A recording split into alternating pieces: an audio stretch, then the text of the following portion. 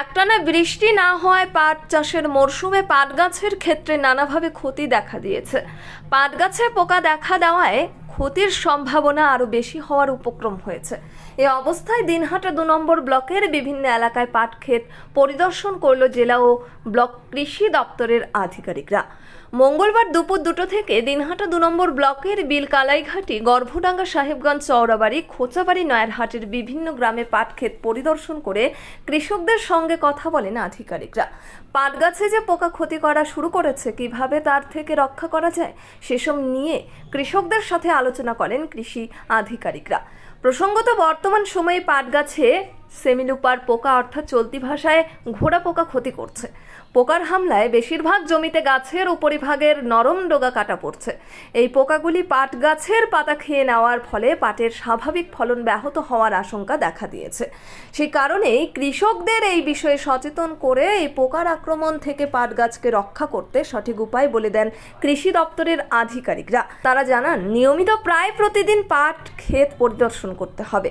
এই সময়ে পাট ক্ষেতে ইউরিয়া সারের ব্যবহার না করা এবং সপ্তাহের প্রায় 4 থেকে 5 দিন কীটনাশক স্প্রে করতে হবে। এদিন পাট ক্ষেতগুলি পরিদর্শনের সময় উপস্থিত ছিলেন সহ কৃষি অধিকর্তা রঞ্জিত কুমার দাস, দিনহাটা 2 নম্বর ব্লক কৃষি আধিকারিক শুভাশিস চক্রবর্তী ছাড়াও কৃষি সম্প্রসারণ কর্মকর্তা, কৃষি প্রযুক্তি সহায়ক ছাড়াও ব্লক কৃষি দপ্তরের অন্যান্যরা। This channel does not promote or promotion any illegal activities. All content provided by this channel is meant only for educational purpose only.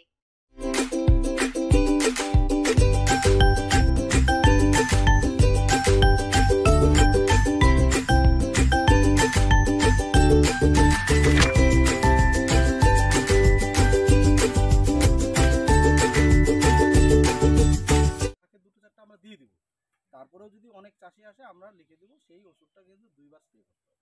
তার সঙ্গে অবশ্যই বিএসবির ফর্ম ফিল আপ করে আপনাদের দিতে হবে। যদি আরও বেশি ক্ষতি হয়, অন্তত আমরা যেন চাষির কিছু কম্পেনসেশন যদি পাওয়া যায় পরবর্তী ক্ষেত্রে, সেই সুযোগটা করে রাখতে হবে। এটাই বক্তব্য, ঠিক আছে? আর যদি ফর্মটাই ফিল আপ না করি, তাহলে তো পরে আর আমরা পাওয়ার মতো জায়গাতেই থাকবো না। তবে কৃষি কর্মকর্তার কাছে আমাদের দপ্তর থেকে মানে রিকোয়েস্ট, আপনার লোকগুলোকে গ্যাদার করুন, আমরা এসে এখান থেকে ফর্ম ফিল আপ নিজের দায়িত্বে আমরা করে নিয়ে যাব। সেটা আমাদের ডিসি হোক নন ডিসি হোক। দিনহাটার কলেজপাড়া 1 নম্বর ওয়ার্ডে জমি বিক্রয় হইবে। যোগাযোগ নম্বর 7029474459। আপনার শহরে এখন দিনহাটা ওয়াশিং পয়েন্ট। আপনার গাড়িকে আবার নতুন করে তুলতে আমরা হাজির হয়েছি। গাড়ি ও বাইকের ফোম ওয়াশ ও পালিশ করা হয়। গোসানি রোড, ওয়ার্ড নম্বর 16, কৃষি মেলার কাছে। মোবাইল নম্বর 8167627445 অথবা 8759471352। তাহলে সেখানে কিন্তু আমরা বলার মতো জায়গায় থাকবো। যদি আমরা ফর্মটা ফিল আপই না করি, না অবশ্যই হবে।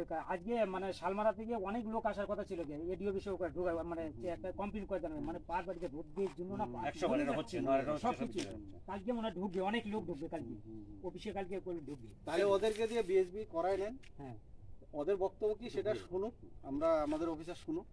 এইবার জল বৃষ্টি না থাকলে সেটা তো আমরা খুব বেশি কিছু করতে পারবো না, কিন্তু এই পোকাটার ক্ষেত্রে কি ওষুধ দিতে হবে সেইটা আমরা লিখে দেব। আমাদের কাছে যদি থাকে 2-4টা আমরা দিয়ে দিব। তারপরেও যদি অনেক চাষি আসে আমরা লিখে দেব, সেই ওষুধটা কিন্তু 2 বার স্প্রে করতে হবে। তার সঙ্গে অবশ্যই বিএসবির ফর্ম ফিল আপ করে আপনাদের দিতে হবে।